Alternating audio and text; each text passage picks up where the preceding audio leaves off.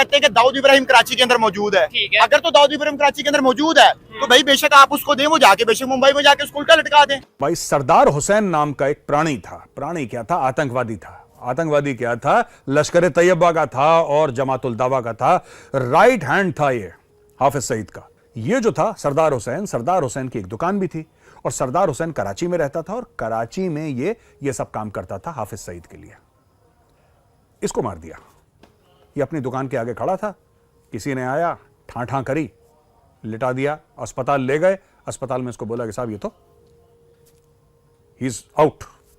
Umpire ने उंगली देश करी, बोला आउट है ये, तो उसको निकाल दिया। सर इंडिया के साथ नहीं हम मुकाबला कर सकते। क्यों? उनके लोग देखे, उनके ठीक है, हमें इससे क्या मतलब है? दूसरा उनका हाफिज सईद वाला है, उनके मुताबिक वो एक इंटरनेशनली सर्टिफाइड टेररिस्ट है। 26/11 में वो 26/11 में वो कहते हैं मुलविस है। ठीक है, हमारा मुल्क हमारे लिए कुछ नहीं करता। तो हम गरीब है, गरीब के गरीब ही हैं। ठीक है। पाकिस्तान के प्राइम मिनिस्टर का क्या नाम है? कायदे आज़म। पाकिस्तान के प्राइम मिनिस्टर का क्या नाम है? ऑफिसर। हाँ, कायदे आज़म। पाकिस्तान के प्राइम मिनिस्टर वजीर आज़म का क्या नाम है? नमस्ते दोस्तों, फिर से एक बार हमारे चैनल में आपका स्वागत है।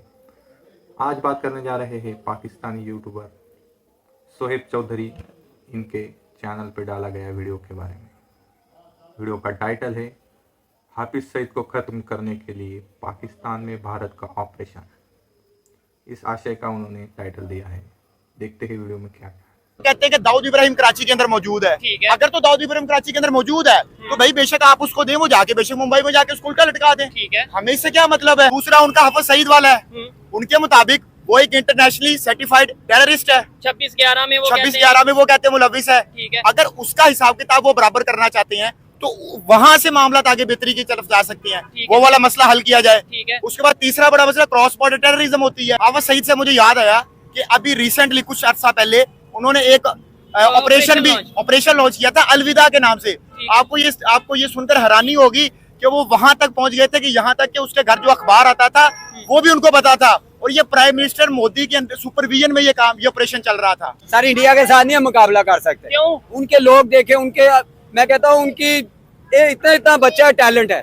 हमारे किसी बच्चे में टैलेंट, हमारे बच्चे में गुटखा, ये देखे इसके मुंह में गुटखा होगा। 3 जो बड़े मुल्क है जैसे फ्रांस है, रशिया और अमेरिका, इन्होंने अभी ये कहा है कि इंडिया को सिक्योरिटी काउंसिल का परमानेंट मेंबर होना चाहिए। आप मुझे बताएं, आप कश्मीर का रोना रो रहे हैं, कल को इंडिया बन जाता परमानेंट मेंबर, आप इंडिया के सामने इंडिया का रोना रोएंगे? इनसे पूछा गया कि पाकिस्तान के प्राइम मिनिस्टर का क्या नाम है, किसी ने भी ठीक नहीं जवाब दिया। लेकिन अभी मैं इनसे पूछूंगा कि पाकिस्तान का कौन सा दुश्मन कंट्री है, कौन सा मुल्क है जो पाकिस्तान का दुश्मन है, तो देखते हैं ये क्या जवाब देते हैं। कौन सा कंट्री है, कौन सा मुल्क है जो पाकिस्तान का दुश्मन है? इंडिया। आप बताएं। हाँ बता दें। आप बताओ कौन सा कंट्री है? इंडिया। आप बताओ। इंडिया। हाँ, आप बताएं कौन सा कंट्री? इंडिया। आप बताएं। इंडिया। आज वो देखे सबसे ज्यादा जो टेररिस्ट अटैक्स होते हैं वो अफगान बॉर्डर से होते हैं। ठीक है, आपकी सारी स्मगलिंग अफगान बॉर्डर से हो रही है, और उन्हें गुस्सा बहुत है अफगानिस्तान के लोग। और हमने अफगानिस्तान को भी दुश्मन बना लिया। हमें कितना बड़ा थप्पड़ मारा, वो बैठे हुए कौमी तराना नहीं सुन रहे हमारा। हाँ, ये भी इससे बड़ा हमें क्या थप्पड़ होगा? अगर आज से आप 15-20 साल पहले चले जाए ना, तो पाकिस्तान और इंडिया जब भी यूनाइटेड नेशंस में जाते थे ना, तो एक दूसरे की शिकायतें लगाते थे। उसको अगर आम लफ्जों में कहा जाए कि वो पाकिस्तान जाके कहता था कि भाई इंडिया ने पानी बंद कर दिया, इंडिया मुसलमानों को मार रहा है, इंडिया ने कश्मीर में कर्फ्यू लगा दिया, और इंडिया जाके बातें करता था जी क्रॉस टेररिज्म हो रही है, ये हो रहा है, वो हो रहा है। अब आप नोट कर लें कि इंडिया ने ये बातें यूनाइटेड नेशन के अंदर कहनी छोड़ दी हैं, वो इससे ऊपर उठ गए हैं। वो इन मसलों को मसला समझ नहीं। इवन कश्मीर का तो डॉक्टर जयशंकर ने कहा कि ये तो बायलैटरल प्रॉब्लम है, ये तो इंटरनेशनल इशू है ही नहीं। हमने कारगिल लड़ लिया, 71 लड़ लिया, 65 लड़ लिया, और हम इस नतीजे तक पहुंच चुके हैं कि जंग मसले का हल नहीं है। मैं तो कई सालों से ये बात कह रहा हूँ कि पाकिस्तान और इंडिया के साथ कम अज कम 100 साल का ये मायदा होना चाहिए कि हम आपस में ना तो कोई लड़ाई करेंगे, ना आपस में कोई झड़प करेंगे। इधर मैं डिसएग्री करता हूँ। 100 साल के हूँ, आप कभी जंग नहीं कर। वो कहते हैं कि दाऊद इब्राहिम कराची के अंदर मौजूद है। अगर तो दाऊद इब्राहिम कराची के अंदर मौजूद है तो भाई बेशक आप उसको दें, वो जाके बेशक मुंबई में जाके उसको उल्टा लटका दें। ठीक है, हमें इससे क्या मतलब है? ठीक हो गया। अगर कोई हमारे लोगों को कत्ल करेगा तो हम भी उसको लाहौर में उल्टा लटकाएंगे। ठीक हो गया, ठीक है। एक तो ये स्टांस हो गया। दूसरा उनका हाफिज सईद वाला है, उनके मुताबिक वो एक इंटरनेशनली सर्टिफाइड टेररिस्ट है। 26/11 में वो 26/11 में वो कहते हैं मुलविस है। ठीक है। अगर उसका हिसाब किताब वो बराबर करना चाहते हैं तो वहां से मामला आगे बेहतरी की तरफ जा सकते हैं, वो वाला मसला हल किया जाए। ठीक है। उसके बाद तीसरा बड़ा मसला क्रॉस बॉर्डर टेररिज्म होती है, ठीक है, जिसकी वजह से मसले खराब होते हैं। अब ये 3 बड़े बड़े मसले। अब हाफिज सईद से मुझे याद आया कि अभी रिसेंटली कुछ अर्सा पहले उन्होंने एक ऑपरेशन लॉन्च किया था अलविदा के नाम से। आपको ये सुनकर हैरानी होगी कि वो वहां तक पहुंच गए थे कि यहाँ तक कि उसके घर जो अखबार आता था वो भी उनको पता था, और ये प्राइम मिनिस्टर मोदी के सुपरविजन में ये ऑपरेशन चल रहा था। ठीक हो गया, लेकिन वो किसी वजूहात की वजह से वो कामयाब नहीं हो पाया। लेकिन अगर वो कामयाब हो जाता तो आज जो ये हाफिज सईद वाला मसला ये एब्सोल्यूट हो जाना था। ये मसला जब तक हम इन 3 चीजों के ऊपर कोई ना कोई अपनी तरफ से कोई पॉजिटिव राय नहीं देंगे, या हमारी गवर्नमेंट को बात नहीं होगी, क्योंकि आपके बात करने से, मेरे बात करने से जाहिर ओपिनियन तो हम अपनी दे सकते हैं। और कश्मीर, पाकिस्तान और इंडिया के ट्रेड इस वजह से नहीं हो रही जी, कश्मीर का मसला है। अच्छा। आप मुझे बताएं कि चाइना का और इंडिया का लद्दाख का मसला नहीं है तो ट्रेड रुक गई है। भाई उनको पता है कि चाइना इस पोजीशन में है कि वो ट्रेड कर सकता है, उनके पास टेक्नोलॉजी है। अब वो मिशन मून पे जा रहे हैं, जैसे मैंने लास्ट वीडियो में बताया, तो वहां पे उनको इंडिया की जरूरत नहीं पड़नी है ना।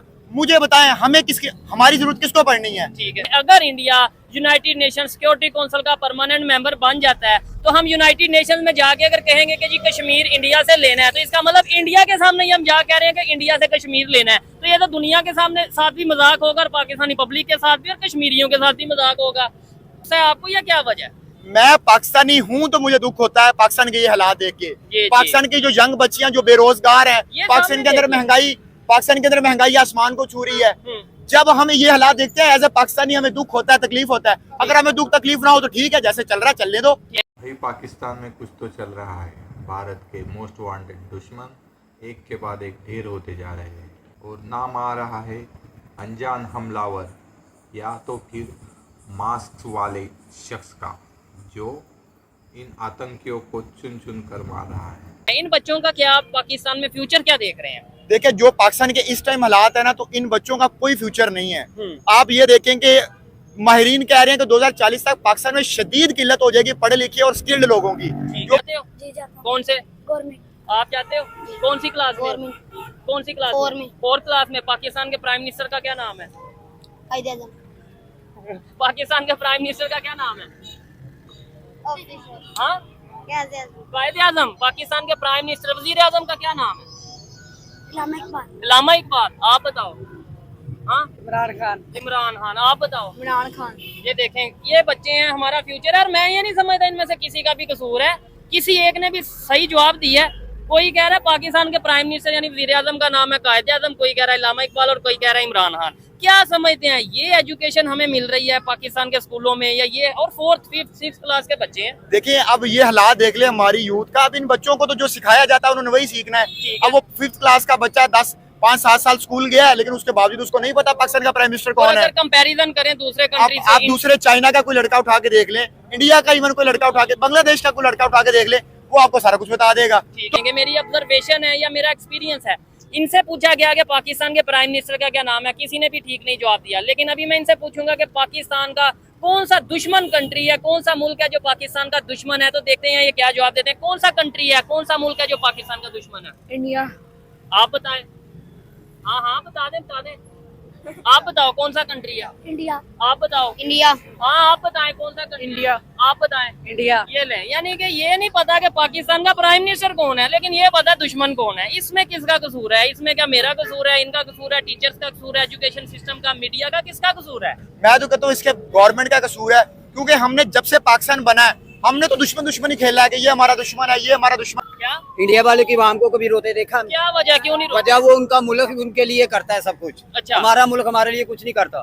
तो हम गरीब है, गरीब के गरीब ही हैं। ठीक है। हम अपनी रोटी रोजी जो भी कमा के खाना, इन लोगों के घर जाके देख ले, एसी लगे हुए, इनके जब खाना खाते हैं ना तो इनके मुलाजिम ऐसे खड़े होते हैं। लेकिन अगर उनकी गवर्नमेंट उन्हें रिलीफ दे सकती है, राशन दे सकती है, हमारी क्यों नहीं दे रही? हमारी कुछ भी नहीं करती। क्या वजह? वजह के वो अपनी जेबें भरती हैं। ठीक है। अब वो ये जिसको भी देख ले, अगर आप इनका प्रोटोकॉल देख लेंगे ना, हमें 10 के अभी बाथरूम में होंगे तो हमारा रास्ता रुक जाता है ठीक कि अभी बाथरूम से बाहर नहीं वो आएंगे। सिक्योरिटी है ना, उन्हें डर लगता है कि भाई कोई इशू ना हो जाए। सिक्योरिटी बोलते हैं। बताएं क्यों उन्होंने इतनी तरक्की की है, हम लोगों ने क्या की? ये बच्चे को भी देख लें, ये देख लें, ये देख लें, ये रात को पता नहीं एक रोटी 2 रोटी खा के सोते, इनके घर गुर्बत, हमारे घर। अब हमें सोच रहे, ये मेरी जेब में बिल पड़ा हुआ है, मैं रात का दो दिन हो गया सोच रहा है, या अल्लाह बिल कैसे? कितना बिल आया? 20,000 रुपया बिल आया, एक छोटे से 1.5 आपकी महीने मेरी आमदन 33,000 33,000 आमदन है। 20,000 बिल दे दिया, पीछे रह गया 13,000। 13,000 में खाना भी। आपको हमारा ये वीडियो पसंद आया कि नहीं आया, ये कमेंट बॉक्स में ज़रूर बताइए और चैनल को सब्सक्राइब कर लीजिए।